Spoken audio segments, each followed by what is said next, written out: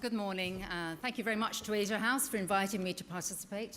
I'm delighted to be moderating the next session and to introduce our two very distinguished speakers. They're going to focus on women in STEM careers and look at the challenges that business, society, and organizations have, research organizations in particular have, in attracting women into STEM careers. As we've heard from Willem, both speakers are ambassadors for WINS, the Women's Initiative in Developing STEM Careers, which was launched in the G7 last year. Professor Reiko Kuruda, a professor at Tokyo University of Science, and is a member of the Japanese National Commission for UNESCO. Then we'll hear from Professor Avril MacDonald. She is an Emeritus Professor of Science Engagement at the University of Reading. Professor MacDonald was awarded an OBE in the Queen's Birthday Honours List in 2015 for services to women in science and for engaging the public in science. I'm going to start, if I may, start us off, but I hope you'll be thinking about something suitable. May I start with you, Professor? You have a particular advantage, I might say, in Japan. If it is government policy, and your Prime Minister Abe, has already decided that we want women, the participation of women, more women in the workforce, do you think you have a particular advantage, and does that mean we will see accelerated progress? I think we have to take this advantage. For a long, long time, nothing like that happened. So now the top leader is very keen, he's announcing it, but it still doesn't go down to the everyday people's mind. They may be talking in up. And so I think we should use this, and we should, well, as Prime Minister said, as this is the new act, so why don't you use this? So, but it hasn't come down to the general university level, or when you appoint some new staff, it's very, very slow. But I think this is the wins, because we are win. We have to make wins to change it. So still not yet, and that is very slow. But I think it's a very good opportunity. We cannot miss it. We have to take this opportunity. We can't mistake the professor's enthusiasm. What about you, Professor? Do you think that we should have more government, given that the government is so involved in the Japanese situation? Do you think you need more government policy here? The government involved? The government is beginning to incorporate levers, I would say, rather than policy. But at the end of the day, it's a business decision, and it's a no-brainer as far as I'm concerned. The point was made in the keynote address. Without incorporating the whole range of the talent pool, we are losing out on, well, for a start, excellent ideas, but an awful lot of productivity benefits. So we can put in place, as government policy, the incentives to incorporate new practices. What we can't do is enforce it. I don't think any business would allow that. But if we make the case for the business, the benefits to the business, then all good business leaders will then see that their business is at risk if they do not adopt these practices. Do we have a question from the floor? The gentleman at the back, please. Yes. Could you tell us who you are, please, sir? Sure. I'm sorry. I'm Bill Liao. I'm one of the co-founders of Coder Dojo, which is a global movement of clubs that teach kids how to program computers for free. And in the computer industry, the numbers of programmers that are women is hovering between 6 and 12%. We have achieved 30% and rising of girls learning to code in our clubs across the world, including Japan. One of the things that we discovered was that all of the talk about role modeling didn't really work.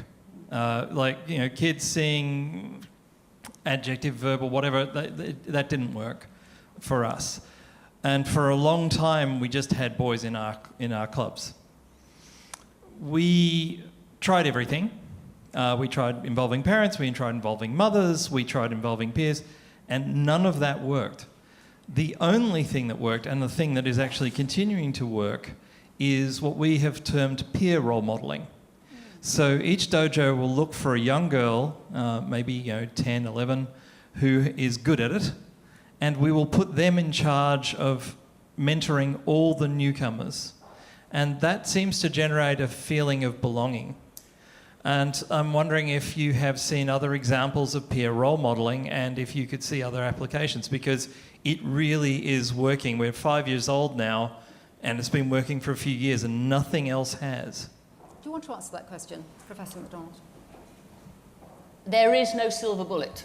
Trust me, I've been in this business 35 years. If there were, I'd have found it. The issue about the peer role model there is essentially somebody like me. It's the sense of belonging, absolutely. So we need to incorporate that into what we're doing. But we also need to get the mums on board, because however much they enjoy what they do with you, the step into, and I'm going to make that into a job, is another move again. So that has to happen. But I have to be, but I have to be very careful. I know anecdotes are not evidence, but one thing I will say is my daughter, the strong-willed one, actively sought not to participate in anything that was an after-school club because it was beyond the call of duty. So even if we put on after-school clubs, they don't always attract. She said, I've got more to do in my life than more science. So you can't crack any one problem with any one nutcracker, but great that you are finding something that works. Certainly we find with this project, when we get the girls to do the quiz, the answer at the end of it is, yes, I am now going to study science post-16. No other evidence that I am aware of in the UK has shown a mind change as a result of an intervention. We're now getting it more formally evaluated, but this does change minds. Gentleman here in the front. Thank you. Arif Zamar, I'm one of the directors of the Commonwealth Business Women's Network. Just wanted to ask a question around the, I think a few weeks before the G7 meeting, Japan was one of the countries who put forward to the UNESCO Executive Board the proposal for STEM to STEAM, really looking at how art, innovation and design can be brought in. And I was having an interesting conversation over coffee this morning with some of the other delegates here about how young girls are learning today. Whether it's, I've got my own experience of daughters, but also others, and how young children are learning differently. Design, innovation, benefits around that in terms of problem solving. So my question is, given that shift of focus now adopted by UNESCO at UNESCO Executive Board level, of the movement from STEM to STEAM, combined with how young children are learning today, does that open up more opportunities for breaking out of some of the circular problems we've been having with STEM for some time? Would you like to answer that question, Professor Kuroda?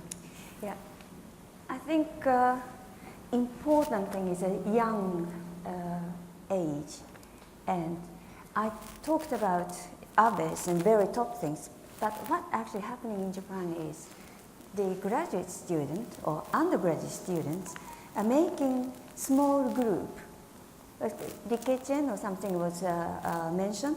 There's CPEX and very small things which is not actually connected, but they are keen themselves. The younger students try to go to high school or junior high school, so maybe 12 to 15 years old, and to try to teach. But so it's not nothing to do UNESCO level, nothing to do with cabinet policy, but they themselves really are keen to convey they're enjoying science, they're enjoying engineering at their level, and they're tell the importance. I think that is, it's connected to what it said and what you said. It's a sort of peer sort of role model. Yes, and encouragement. And education is very important, so STEM to STEAM. We haven't talked about it, but actually happening in some stages already. Lady there. Could we just, sorry, the mic's coming. Could you tell us who you are, madam? I'm Dawn Bonfield. I work in inclusive engineering. I also work on projects for the Women's Business Council. One of the things we know last year was that in Japan, the government produced these 14 new measures that companies had to report against, and we've been looking at them in the UK as well. So one question is, I wonder if you could just say a bit more about that and how effective and how widespread that is. It becoming well used, and it is mandatory, I think. And also, could you tell us a little bit more about the WINS programme itself and what that involves and what you do as ambassadors? Thank you. Okay, thank you. Because I'm in academics, So I don't know exactly what's happening in industries and business, but I think the top people in business realize the importance. So, but still it takes time to really go to the personnel and all the people who actually try to employ new people. I think still need time, so it hasn't really getting very much effect, although I have some statistics which shows, I don't have it here, but which actually shows increase some percentage. I can show you some statistics. And it's really encouraging in a sense. For example, the listed companies' female board members, that increased from 1.6%, it's really embarrassing, but 1.6% to 3.4%. So such a small number, but actually it's increased. It's something like this. Okay, so I can show some statistics. And also following the new policy inaugurated by the Prime Minister Abe, for example, they said 1.5 million female workers is over the 4 years increased. However, I'm worrying about the quality. So that's the reason I didn't tell you about these numbers, because they think it's really great. But I think it may be just part-time job. It's not well-paid jobs. So this the balance is not great. Therefore, I didn't say that, but employment rate of women in child raising increased from 67.8% to 72.7% from 2012 to 2016. All statistics are there, but I'm a little bit skeptical because if you just look at the numbers, you don't see the quality. So quantity as well as quality. So it really showed some effect, but I think we need more effort. Because now we start to grow, so therefore we really have to make it actually happening, and really not only numbers but also quality. And women really enjoy working. That is the important thing. Not because husband's salary is not good, we need extra income. It's not only that, they really want and enjoy working. That is, I think, is important. So numbers, statistics sometimes lead. Therefore, I didn't take this number. You wanted to ask about the wins. Do you want to speak about that, Professor MacDonald? What the role is and what does it mean? I think it's very much about sharing good practice, and when I was invited to the Tokyo event, which was my first event, it was very much about saying what we had experienced in the UK, and I was very clear on the number of things that we've done that haven't worked. I'm very aware that it's quite easy to be seduced by some of the ideas that are currently doing the rounds, such as lots of wow events, explosions, slime, you name it. Many schools are doing that. Frankly, the kids love it, but it's like taking them to a circus and expecting them to be a clown. It's not going to be a career-changing, decision-making change. So we need to make sure that we are not replicating each other's mistakes, that we are sharing good practice, and hopefully by events like this, we can each be inspired by something different to think about. And if we can do that, we have made progress. Thank you. Can Another I add question? one thing? Oh, sorry. Yeah. Perhaps if, I don't think you remember my last but one slides, and that's the WINS event, you will see young girls attending. That's the difference from here. This is established people here, but on top of that, we got young girls attending our session, and that is, I think, it's very encouraging. There are maybe high school students and also university students are there. So I think if they got some impression, it may change their career, and also they may tell their friends, you know, I attended this and that was so good. So I think that is important, not only inviting top established people, but young girls, maybe boys as well. Thank you. Another question, please. Lady at the back there. Yes, please. Thank you. I'm Minji Thai. I'm a lecturer in University of Buckingham. So we spoke about different method to attack not to attack, that's quite aggressive, to tackle the issue. And Professor MacDonald mentioned that there is no silver bullet, and I agree with that. And from the data and research, we can see that the policies are encouraging to close the gender gap in the labor market, but it is not implemented in our day-to-day practices. And we can also see that peer modeling is working amongst young girls at the age of 5 also. So to what extent, in what ways in the future can we actually bridge the gap between policies, practitioners, parents or young girls together to actually work together instead of working as separate groups and promoting probably similar notion but not being able to prevent this gap being enlarged? Thank you. Do you want to answer that, Professor MacDonald? Yes, and tomorrow it's world peace. Goodness, I mean, we're trying to solve it in one go. Yes. I think part of the issue is that there's so much that we're trying to do that is something that's always slightly lower down on the priority list. We're all terribly busy, whether it's in universities or in businesses. It would be lovely if the world were better, but I'll do that tomorrow.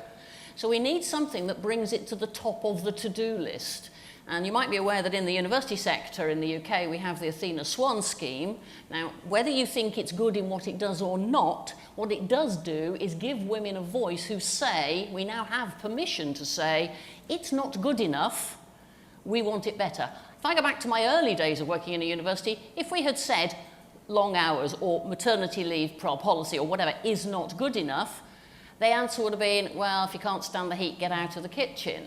So we need a lever so that women are beginning to say, it's not good enough, and the businesses recognise that if it isn't good enough, they lose the talent, and that it is a cost to the business.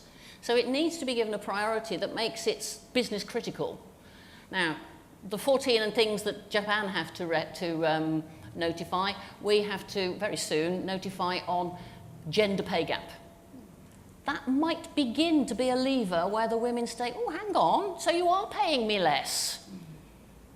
And that might start it. We're hoping from the Women's Business Council, which is what Dawn mentioned, we're suggesting that it's not just the gender pay gap, but also the hiring gap. Are they hiring men in preference to women? The promotion gap. Are they promoting men in preference to women? And the resignation gap. Are women choosing to resign more readily than men because the world of work for them is not sufficiently well organised? We need to put those levers in place.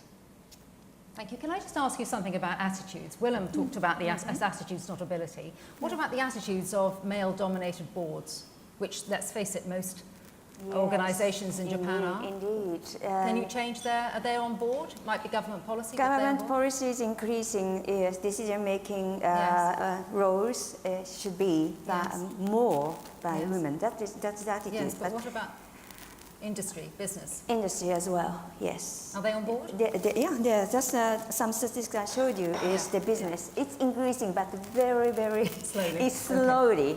And I think just following what you said, I think girls or women are less confident, perhaps. They can easily give up. Yeah. But I think that has to be changed. You know, so they can challenge more, and they can do it. So they should have more confidence. But they have a easy way, alternative way. You know, if I can give up my job, and I can go to my family, that also is quite nice. Men cannot do it, yes, so I have to keep working hard. But women has an alternative, and also they don't have confidence. And they may be told, imprinted, they may not be that good, maybe. So they may give up easily. But I think it's not a good attitude. So they should have passion, they should be more confident, and they should enjoy the work they do. Thank you. Back to the floor. Yes, madam. My name is Wendell Eielson. I'm a diversity and inclusion consultant. I lived and worked in Japan for 9 years, and I'm now living here and doing the same kind of work. My approach in Japan was not focusing on the women, but focusing on the man. Yes. And what Professor over here was just saying, women should say it's not good enough. I think in Japan the focus should be the men to say this is not good enough, and not about the women, but about themselves. Exactly. They are stuck in their job as well. They have terribly long working hours. They have no time available to spend with their family, with their wife, with their children. They're not involved in their children's lives at all. That should stop first. Yeah. If you don't change the man, especially in Japan, if you don't change the man's culture, you'll never be able to get anywhere near a balance. Yes. So that would be my advice for Japan. Focus on these men, focus on these long working hours, focus on men being part of the family, focus on all of that. Yes. But this work-life balance is the really top discussion in Japan at the moment. Particularly one girl committed suicide after overworking in one company. And that really stimulated the whole discussion among citizens, and we should not keep force people to work that long hours. So this is, I'm very sorry for that girl and the family, but this may make things change. So work-life balance is a new issue, and that is not for women actually, it's for men. And also, what you said is really important. We're discussing about these things, and I always feel, not here, but, and we had one keynote speaker, but mainly audience, women, speakers, women. And I demand, more than half should be men in the audience. And they have to take home message, they have to have it from this. But generally speaking, these meetings, audience women. And that's what you really pointed out, that is true. Men have to realize, but you cannot push men. You have to help in changing nappies, but they have so many things they have to do, they cannot go home early. So that society has to change. Yeah, so we have to work in both ways. And of course, I'm a scientist and talking to students almost every day. So I can not change government policy, but I can change girls. Oh, how exciting, how interesting. Your passions. Yes, it's a passion. So I'm doing from that, but it's important. Thank Men. you. Yes, put that yes, go point ahead, in. please do. The issue of confidence has come up a few times. You may have seen the research quite recently, I think it came out of America, where girls start feeling they are inferior from the age of 6. Yes, 6. We naturally bring daughters up to be modest. It is not polite, we are told, to say anything positive about ourselves. So you're not even allowed to say, well, I'm attractive, I'm intelligent, I'm slim, because you're not allowed to say that. So we downplay ourselves, and therefore we don't believe we have the right to demand equal pay. And it all fills in with that. But what's interesting is that while mothers are very interested that their daughters should be happy, fathers are actually determined their daughters should have whatever it is they want. So actually the greatest advocates for this sort of movement are the fathers of daughters. I actually think we should mandate all men to have a daughter, personally. We'd solve it then. Absolutely right. Another question, please. Yes, madam. That's the mic coming just behind. Yes. My name's Tina Redshaw. I'm a diplomat at the Foreign and Commonwealth Office, but I'm also a mother of a teenage daughter who has chosen science. I'm not a scientist, so I'm delighted that she has. But just thinking through what you said about WISE, and I have to confess I don't know very much about it, so I'll go away and find out. One of the things that my daughter needs to do this year is find a work experience week, and there's quite a lot of pressure on the family to find that work experience, and it's not easy, as we're finding. But I do wonder whether there's opportunities through WISE or other associations that can actually think about having a database or something where we can actually say there's actually a science-related workplace there that would be delighted to have my daughter. I mean, my daughter was really interested in forensic science, for example, but trying to find a forensic science workplace was certainly beyond me. Yes. Is your daughter year 10? She is, yes. Okay, yeah, so you are absolutely right. The work placement is more horribly gender biased than pretty much any other job manoeuvre that anybody undertakes. And to be honest, schools are often to blame. If they have active parents, as you are, that's great, but an awful lot of parents don't have the network or even know how to start. So the girls frequently get moved into helping with a primary school or whatever, and the boys get something slightly more masculine because you can't expect them to look after primary school. So you're absolutely right, but it goes beyond the work experience. At university, students are looking for internships, and the internships, hardly any in science. So actually science business needs to be out there saying there are opportunities for work placements and for internships. WISE actually is very keen to put this in place as a broker, but actually if you Google work placements, it's all Barclays and PricewaterhouseCoopers and all of the big finance companies, and that's where they go for their work placements, and that's why they think that's a good place to work. And then they are lost to the system. So you're absolutely right. If only we could get the businesses to say, here is a place. We would broker it. It's the businesses who are saying, oh, I'm not very sure about getting a 16-year-old in, too difficult. Another question, please. Yes, lady. Professor Muganwal, I would like you to explore further on how to increase the numbers of women that can do more in engineering and constructions. Because in other areas of science, I'm Hana from Indonesia, pharmacy, dentistry, veterinary, all we have sort of at least reached much better than any other. I have a daughter who's doing architecture and is terrified for her. Every time she passes a construction site and see they don't even have a female toilet.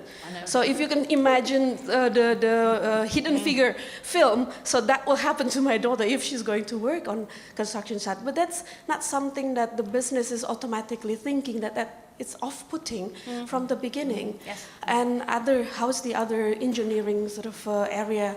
Can we, because it's an investment that we're going to see 20 years from now and not at the moment. Now, you epitomise absolutely the mother who wants the daughter to be happy, and you are concerned that when she goes into this world, it won't be attractive, supportive and enabling for her. Absolutely right. And you are right, the problem lies with the receptiveness, which is why we are trying to influence businesses to say the world has to be right to receive this talent pool that's coming through, otherwise you'll miss out.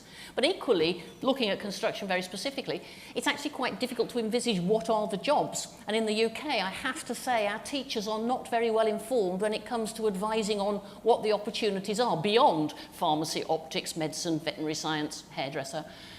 And until the teachers are more able to speak broadly about the huge range of jobs, the girls and the boys will be getting a very limited viewpoint. What we are doing, and I'm plugging this, I'm not making money out of it, by the way, in case you're wondering. It's my baby, I just want everybody to have a go. What we are doing, and very soon, when they are mapped onto roles, you can go to a sector-specific version, so you can do one in construction and civil engineering, but you can do one in physics, you can do one in oil and gas, you can do one in electronics, you can do one in digital, and see what the roles are. How can you decide what you want to be if you don't know the job exists? You can't. This opens their eyes to the things that can exist, then they can decide what they want to do. Simply to say, I want to do something in physics, too vague. They need to know where they're aiming. Even if they change their mind, which we all do. I have, many times. We've got to start somewhere. So this opens their eyes and actually helps teachers recognise that they are totally out of date when it comes to careers advice, and we need to move them on. Thank you very much. That's all for now. Please join me in thanking both professors.